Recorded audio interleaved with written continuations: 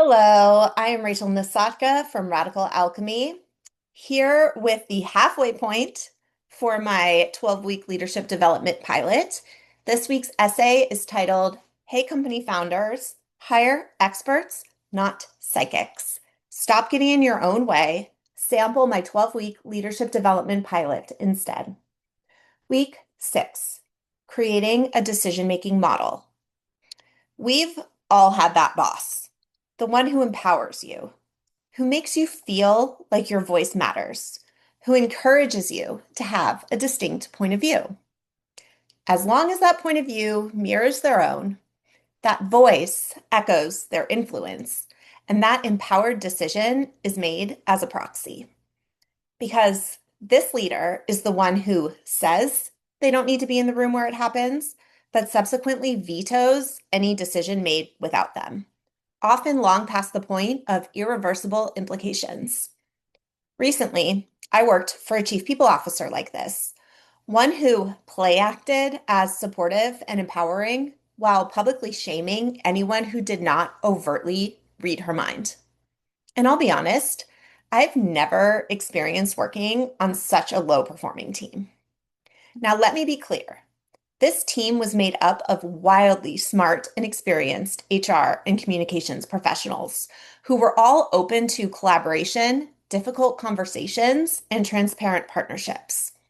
So, when the company hired a new chief people officer, we were excited for fresh perspectives and increased opportunities for learning. And at first, it seemed like that's what we'd be getting. I'm high touch at the beginning, she told us.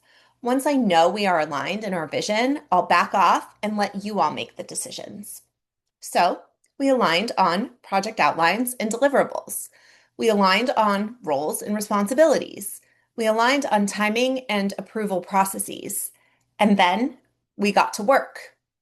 And that was the last time I ever worked productively with those peers and colleagues, who I still adore and respect. Because henceforth, we would spend our time discussing whether the work we were doing was aligned with our leader's secret vision, without ever really being aware of what that was or how we would know we had landed it. But it's okay, because ultimately, we never landed that plane. We all just got laid off instead. And now the team working under this leader is performing even worse than my aforementioned lowest performing team ever. And trust me, there are a lot of reasons for this. Or so I hear. And it's not lost on me that the quickest way to mitigate this debilitation would be to create and adhere to a simple decision-making model. Now, in the case I described, I believe that this leader thought this is what she had done.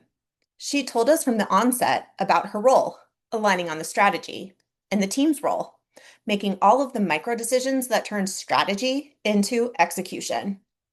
And this is where it fell apart, because there was no plan, not only for how the company makes decisions overall, but also for what happens when making those decisions interferes with doing the actual work. There was no place to identify the bottlenecks. And if you've read any of my previous articles, you can understand that bottlenecks are essentially what we are trying to avoid here. Look, while my example referenced a corporate leader, not a founder, the implications remain. Undefined decision-making models lead to wasted resources. And like most of what I've explored throughout the series, the rules don't change for a startup. The implications are just more drastic. In the case I described here, the company today has an inefficient and terrified HR team who spends their time trying to guess what they are supposed to produce and trying to avoid being the next person thrown under the bus. Now, imagine this same scenario, but with a company founder, doing this to an entire organization tasked with building their vision. I'm sorry, but what a fucking waste of time. For my paid subscribers, my Week 6 worksheet focuses on creating a repeatable decision-making framework leadership teams can use as they scale. For everyone else, I leave you with a few items for consideration. 1. When should decisions be routed to you versus made without you? 2. What is the biggest bottleneck in your decision-making process? 3, what questions do you need to answer before making a decision? 4, how should different types of decisions be made differently? 5, what are your leadership team's decision-making standards? Listen, don't let the easy stuff get in the way of the hard stuff. Hire smart people, then trust your experts to help you get your business to the next level. If you could have done it all yourself, you would have by now. Don't trade smart strategic work for an inefficient mind reader. Instead, build a model that treats decisions like they matter. Then let it and your people get to work. Thank you for reading. Thank you for watching or listening or however you engaged with this content. And I hope you'll join me next week.